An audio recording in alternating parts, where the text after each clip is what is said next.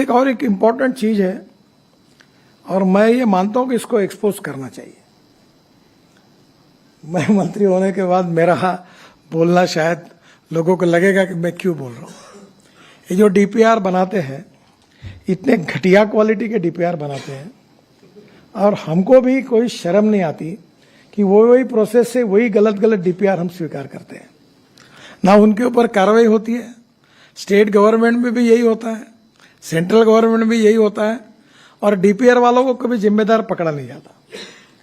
मुझे तो कभी कभी ऐसा लगता है कि सबको मिलाकर इनके ऊपर ही एफआईआर डालनी चाहिए, क्योंकि जब लोगों के मन में इसके प्रति ये जो एक उनकी गलती कितने लोगों की जान जाती है, इसका कोई ना कोई विचार करेगा कि नहीं करेगा। मैं भुगत भुगी मेरा एक्सीडेंट हुआ था, मैं लीडर ऑफ ऑपरेशन था महाराष्ट्र में। तब एक पेड़ पे जा red light car, police protection, siren car, 10, 12, 15 कारों का कैनवा होते हुए मैं एक पेड़ के ऊपर गया। पूरी गाड़ी पेड़ के कारण ट्रक के अंदर घुस गई और वो टायर के कारण बच गया, नहीं तो पूरे कट जाते थे। मेरी पत्नी थी, बच्चे थे, सब एक्सीडेंट हुआ पड़ा। कारण क्या? तो पेड़ रास्ते में आता है, उसको तोड़ने के लिए कलेक्टर को परमिशन मांगकर 3 साल हुए पर परमिशन नहीं मिली। फिर ड्राइवर को कैटरेक्ट निकला। फिर मैंने जब जांच की मेरे पीडब्ल्यू डिपार्टमेंट में, तो 40% ड्राइवर कैटरेक्ट वाले निकले। फिर एक मुख्यमंत्री का गाड़ी का ड्राइवर अनेक सालों से गाड़ी चला रहा था, वो अंधा निकला। फिर एक केंद्रीय मंत्री का ड्राइवर, उसकी एक आंख गई थी। यानी हमारे देश में मेरे समझ में नहीं आता कि इतने सीरियस इश्यू पर कितनी उदासीनता है, और ये मैंने बोलना लोगों के सामने मुझे अच्छा नहीं लगता। और इसलिए स्वाभाविक रूप से फिर कैंप शुरू हुए कैटरेक्ट चेक करने के। टोल नाके पर कैटरेक्ट चेक किया, चश्मे देने की बात हुई। अब हमने ड्राइवर के लिए एसी कैबिन लाई।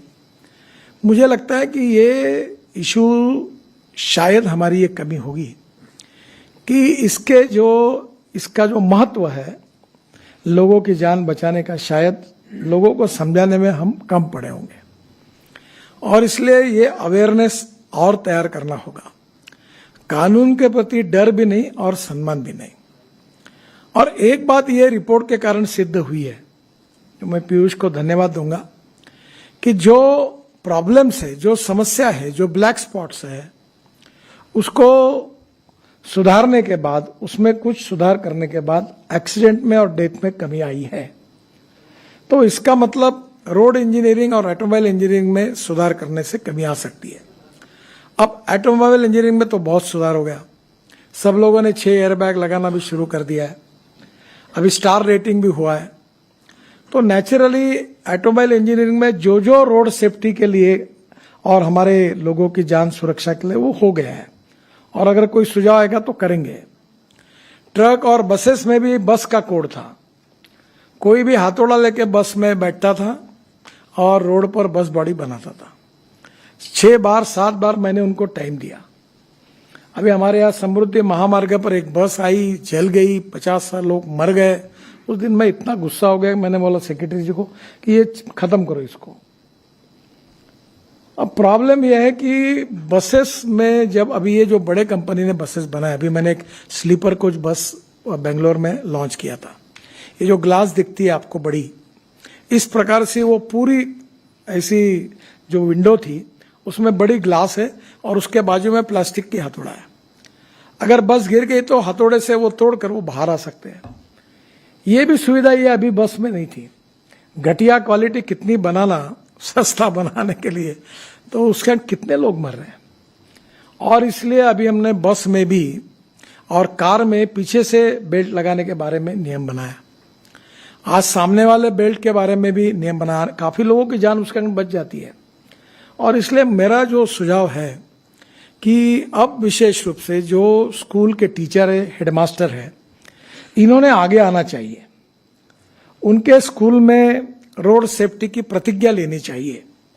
बच्चों को पढ़ाना चाहिए, चाहे इसके कितने डेंजरस है, कैसे लाइफ जा रहे हैं, कितने नुकसान हो रहे हैं, इसके बारे में एक लोगों का एजुकेशन, प्रबोधन, प्रशिक्षण, और उसके साथ फिर उसका ट्रेनिंग।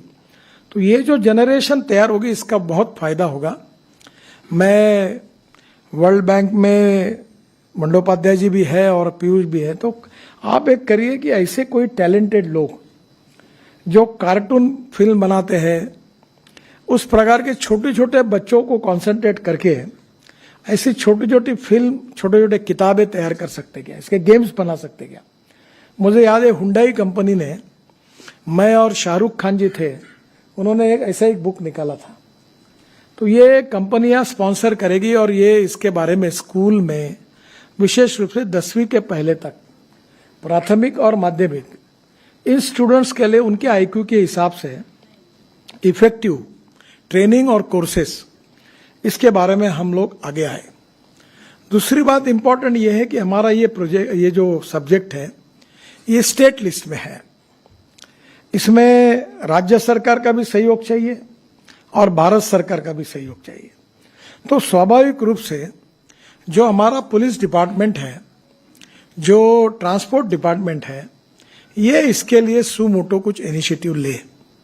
अभी ड्राइविंग लाइसेंस के बारे में हमने काफी चिंता की, ई गवर्नेंस लाया, 16-17 सुझाव उसमें लाए, काफी बदलाव किया कि करप्शन को भी कम करें और विशेष रूप से रोड सेफ्टी के लिए भी सर्वोच्च प्राथमिकता दें। इसका इम्प्लीमेंटेशन स्टेट लेवल पर भी अगर अच्छी तरीके से होता है तो उसका भी फायदा होगा। ये केवल काम सरकारी स्तर पर नहीं होगा, विदाउट सपोर्ट फ्रॉम सोसाइटी ये नहीं हो पाएगा। और इसलिए NGOs, universities, social organisations, schools, colleges और इसके साथ अलग अलग प्रकार के जो इवन पॉलिटिकल पार्टी का भी सहयोग लिया जा सकता है। इसके जो प्रोग्राम्स होंगे वो भी करने में सरकार की तरफ से हम सहायता कर रहे हैं, पर मैं समाधानी नहीं हूं। इसमें जो जो प्रकार के काम सरकारी स्तर पर होने चाहिए उसको और करने की आवश्यकता है, क्योंकि जिस प्रकार से वॉल्यूम बढ़ रहा है, 10% डेथ में और 12% एक्सीडेंट में बढ़ोतरी हुई, इसमें भी कभी कभी तो हमारे एक स्टैटिस्टिक डिपार्टमेंट है 5 साल पहले के एक्सीडेंट को नोट करता था।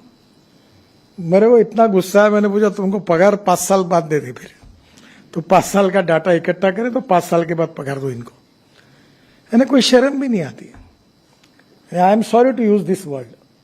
और इसलिए पहले मैंने कहा कि कुछ भी करोगे, एक्सीडेंट होने के बाद वहां का पीडी है, आरओ है, वो रजिस्टर करे और तुरंत 15 दिन में हमको पता हो जाए, और इमीडिएट कुछ ऐसे मेजर से जो वो कर सकते हैं कि भाई एक्सीडेंट हुआ तो तुरंत वो रोड की दुरुस्ती करें। हमारे यहाँ एमपीज के इसमें हमने अपघात निवारण कमेटी, एक्सीडेंट निवारण कमेटी अपॉइंट की, उसमें पब्लिक रिप्रेजेंटेटिव और एमपी और कलेक्टर को जिम्मेदारी दी। पर इसमें जो जो अवेयरनेस और इसके लिए जो काम होना चाहिए उसकी गति बढ़ानी होगी, और ये बहुत गंभीर समस्या है। इसमें 2 प्रकार की बातें मुझे लगती है। पहली बात कि रोड सेफ्टी में एक्सीडेंट्स क्यों हुआ है और डेथ क्यों हुई है, और दोनों का संबंध रोड डिजाइनिंग से क्या है, ऑटोमोबाइल इंजीनियरिंग से क्या है। कम से कम ये तो हमारे रीच में है कि इसको हम पूरा कर सकते हैं। कुछ ऐसे एक्सीडेंट्स हो सकते हैं कि जो हम सब कुछ करने के बाद भी होंगे, उसका कोई इलाज नहीं है, पर जिसके कारण है वो कारणों को ढूंढकर उस समस्याओं को किसी भी स्तर पर, प्राथमिक स्तर पर उसको पूरा करना, और इसके लिए पब्लिक अवेयरनेस तैयार करना। हमारे यहाँ नागपुर में एक अच्छा प्रोजेक्ट चला, मुझे नहीं लगता था उसको सक्सेस मिलेगा, कि उन्होंने क्या किया, जो रूल्स ऑफ द रोड का पालन करते उनको बोनस पॉइंट मिलने लगे, और वो बोनस पॉइंट के आधार पर कोई पिज्जा हट में उसको कंसेशन मिलने लगा, कोई रेस्टोरेंट में मिलने लगा, कोई मॉल में मिलना पड़ा, तो उसके कारण लाखों लोग अब उसका एडवांटेज लेने लगे। तो एक प्रिंसिपल और फिलॉसफी ऐसी है कि अच्छे काम करने वालों को अवार्ड और बुरे काम करने वालों को सजा। तो नेचुरली ये अवार्ड मिलने लगे, उसके कारण भी कानून के प्रति उसका पालन करना चाहिए, इसका एक अच्छा रिस्पांस मिला।